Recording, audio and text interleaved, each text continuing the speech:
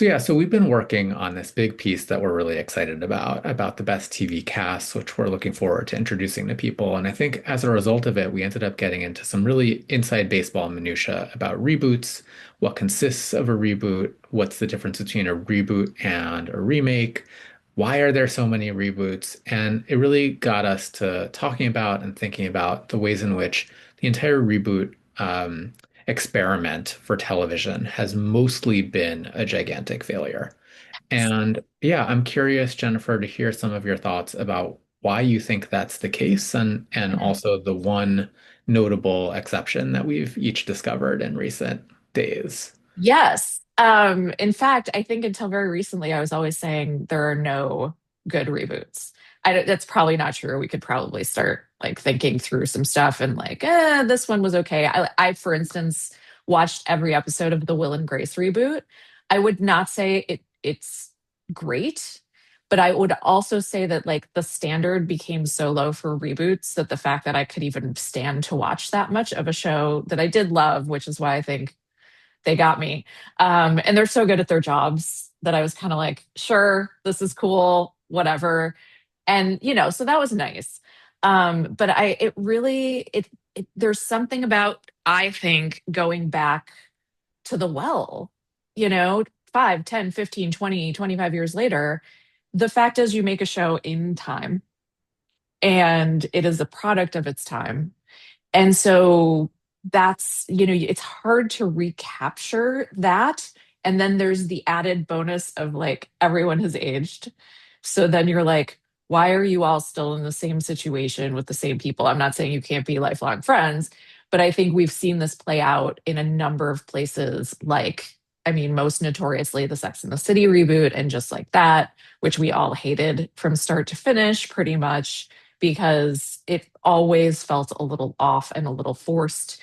So yeah, I mean, I think that this it's much trickier than it looks. It always sounds fun to revisit our favorite characters. What would they be doing now? Oh, this is so cool. And I think reboots in the end ended up being more fun to talk about beforehand than to, actually watch. And the exception we found recently, and this is crazy to me, is Scrubs. There was a Scrubs reboot, and I reviewed it for the Wrap just because I thought like, oh, it's interesting to write about them even when they are terrible. Um, and so I was like, sure, I did remember that I kind of loved Scrubs back in the day, but I had to remind myself. I had not found myself wondering like, what is JD up to? Nope. Um, I did not, I was not particularly excited about this. I kind of figured it would be one of those reviews you write that's like, no, this is not good. And here's again why reboots suck. Instead, it's quite delightful. And so my theory is that it's because it's in a hospital, and hospital shows have proven to be very durable. This is why ER lasted so long and why Grey's Anatomy is astoundingly still going. Because I think you can bring people in and out, which is not really what Scrubs did exactly, right? It's more like the original class that we were watching of interns grew up and now they're in charge. And it's actually very natural for them still to be in that environment and not be pathetic, still to have to deal with each other there. That makes sense. They have actually moved a lot of the relationships on. They're middle aged, people have kids, people are divorced, they're dealing with how to be friends when one's divorced and one isn't. So I think, and how to be in charge and deal with like the interns now, who I think hilariously are portrayed as incredibly young. And I think that's really fun. Yeah, I totally agree. And this is something that we've talked about, but I'll just reintroduce it here, which is that a few years ago, I interviewed Kevin Bright, who is one of the creators of Friends, for an article for the New York Times. And he made a point that's been stuck in my head ever since when I asked him, well, are you thinking about ever bringing back Friends? And he said, well, the characters are now 20 years older, and so you could do one of two things. Either they could be in their 50s and behaving like they were in their 20s, which would be off-putting and strange, or it could be a show about the actual lives of people in their 50s, which could be great. It just wouldn't be Friends. And I think that same dynamic and that same challenge is what hangs over so many of these shows, whether it's Will and Grace, whether it's Gilmore Girls, whether it's Sex and the City slash and just like that. I think you use the word pathetic, and I think that's like a good way to describe it, which is that there's some kind of ringing alarm in our head that just says, this is weird. There's something weird about these characters never growing, never changing, never developing at all, that they're just sort of stuck in the same morass forever. And so I think we're always really excited about the concept of, oh, I wish I could spend 5 more minutes in Stars Hollow or at Central Perk or wherever. And then you get there and you're just like, oh, this isn't it. And yeah, I totally agree. I've spent 0 hours, 0 minutes, and 0 seconds thinking about Scrubs in the years since it went off the air. And I had no excitement whatsoever about the show coming back. And I think one of the reasons it works, which you highlighted, is that the characters feel a little bit more lived in. It's still very much the same atmosphere. The characters are still a sort of interesting mix of being serious, sort of fully fleshed out characters and total cartoons, which is how the show always was. But I think also seeing that they've all been kind of scuffed up a little bit by life. They've gotten divorced. They've sort of lost, some of them have lost their kind of zest for living and being in the process of rediscovering that felt like just the right amount of heft that I believed that they were still doing the things they were doing, and it didn't feel just like a cash grab, which I think is often the challenge here. Yeah, exactly. I wondered if, I mean, I would have to go and rewatch the earlier one, and I'm not planning to do that to really like get into this. But Bill Lawrence is kind of on fire right now, the showrunner and creator. And I kind of wondered if he even got better at TV in the time since that show. Especially he got so good at like actually, to be honest, middle-aged angst. Starting with Cougar Town, which I don't think you watched, right? No. I feel like we found out at some point that I was definitely the only person at MOPC who had watched all of Cougar Town.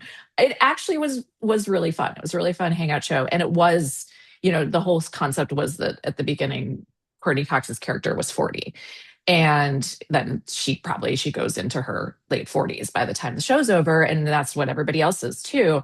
And he somehow hit on something there. Like it turned out that was his magic, because if you look at like Shrinking, Ted Lasso, all of that, that's what he's doing. And so it might just be also like a weird sweet spot for him. This might just be a freak occurrence. It might not even be the hospital thing, though I do think hospitals are durable. Um, he might just be like in a zone right now.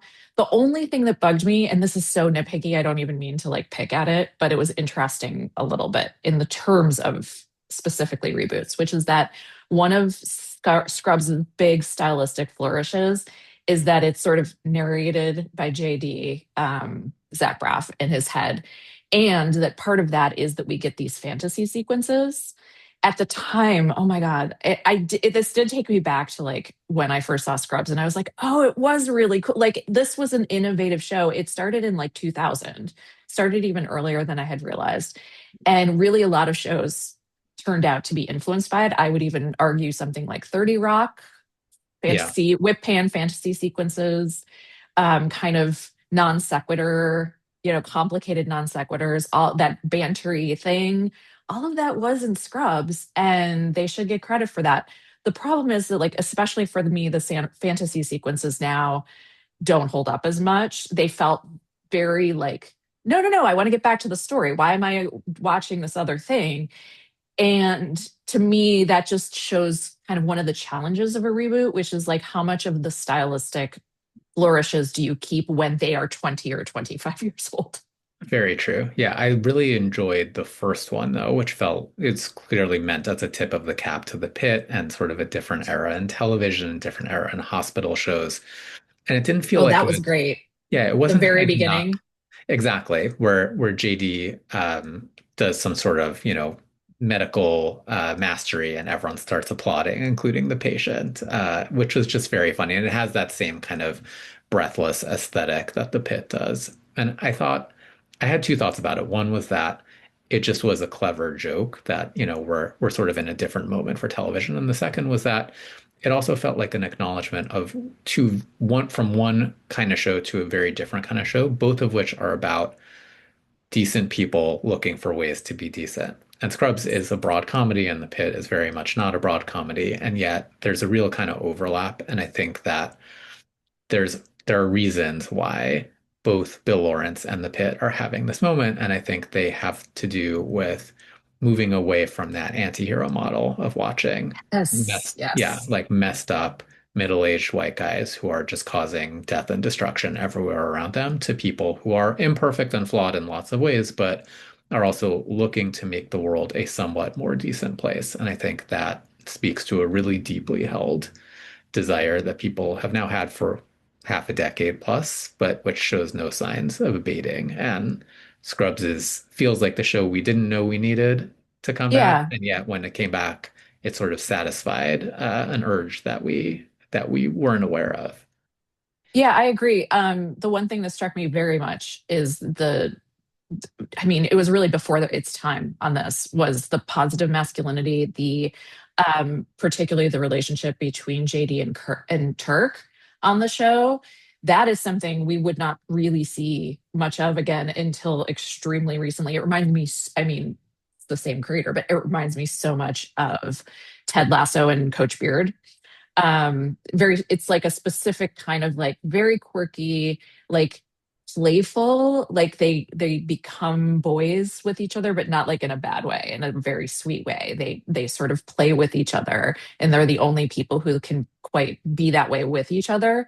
And that is super ahead of its time. And maybe it's also, maybe again, Scrubs is just a quirk of a couple different strands of fate here. And another one is that it was before its time, and now positive masculinity is so refreshing that it feels like it's right of its time instead of 25 years old. So, this might just be something that it's really hard to recapture, and that I did not understand the, smartness of when I heard it was announced, and it turns out just to be perfect for its time, which again, I would say hats off to Bill Lawrence, because he probably knew that and I didn't. So, Yeah, it's wild to see just in the last few years that he's been responsible for Ted Lasso, The Return of Scrubs, Shrinking, Rooster, which I haven't seen, and which frankly looks very bad, but I'm sure I ugh. will eat my hat and discover that it's actually delightful and wonderful. He's just everywhere and not in a bad way, like in a way where I feel like he has really captured something that people are looking for in television and something that he seems to do just best. Yeah, absolutely. And before we wrap up this particular discussion, I wanted to just mention that we've also had like a recent string of canceled reboots, like canceled before they even started, mainly the Chloe Zhao Buffy the Vampire Slayer reboot. And I think a lot of people were looking forward to that a lot, maybe especially because Chloe Zhao was involved. Like we had this, prestige person involved with it. It's a woman, that's cool. I wasn't necessarily like averse to this. I was looking forward to seeing it, but I'm also always wary of reboots. So I did send you guys a text when it was announced that it wasn't going forward, and just said like yay. Because I feel like so many of these have broken my heart. So many have not just been a disappointment, but something like, and just like that like absolutely levels, eviscerates the, like the good feeling legacy of the original show. And so I just think in the end, the greats are probably better left alone. And maybe even Scrubs is part of this, where it's like that wasn't so part of my life that I was like, worried about how it would go either way. Whereas some of these I don't want to have the show ruined for me.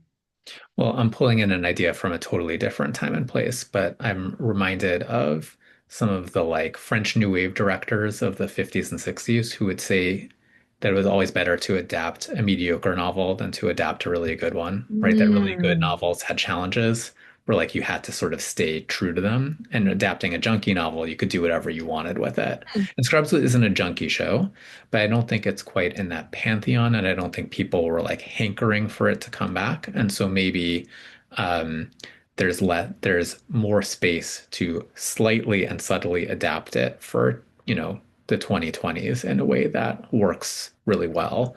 But yeah, I mean, I'm always struck by you were talking about Buffy and some of these other shows, the extent to which it seems like the people involved, whether it's the networks or streamers, whether it's the creators, don't take into account the possibility that not only is the new version not going to be a success, but that they're going to do damage to what they've already done. I think, Sex and the City is a great example, but I was watching Arrested Development recently with my Oh, kids and was very pleasantly surprised to remind myself how delightful the first and second season are. And the third season too, we just haven't gotten to it. But like the later stuff is really not at the same level, to say the least. And it felt like the show dropped a whole bunch in people's kind of mental rankings of great shows of the era because of that. And that's a big risk. I really don't think that they're thinking this way. And I don't know if it's like I had this theory about Sex and the City because it was making me crazy. Like, how can they do this and how do they not understand what's happening? And I really think it's possible that they can't see from the inside like what these shows mean to us really, really, really. Like, yes, they've heard it a million times. Yes, they understand they're popular, but I don't know if they really understood how sacred Sex and the City was and that like it's personal. I felt personally affronted. Yeah. And that I know that sounds crazy, but like it's true. And it's a sacred trust that I'm not sure that everyone who makes TV understands. And I understand that because like it's weird to think that you're that important to someone, but they haven't been thinking about Sex in the City every day since they made it. Whereas like a lot of people were watching it over and over in the meantime and modeling their lives after it and stuff. So it's possible that they just don't understand. And I know that the companies here, the big major companies who we're always hearing about right now, this is very actually a huge part of this is just that like they're going to mine IP until it is dead.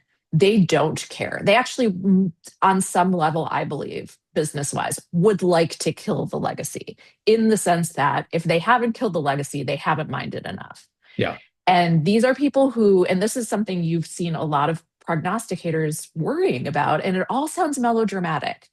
I know people think like, ugh, Hollywood, whatever. It's just, they're just making movies or just making TV shows, but like these mean something to people.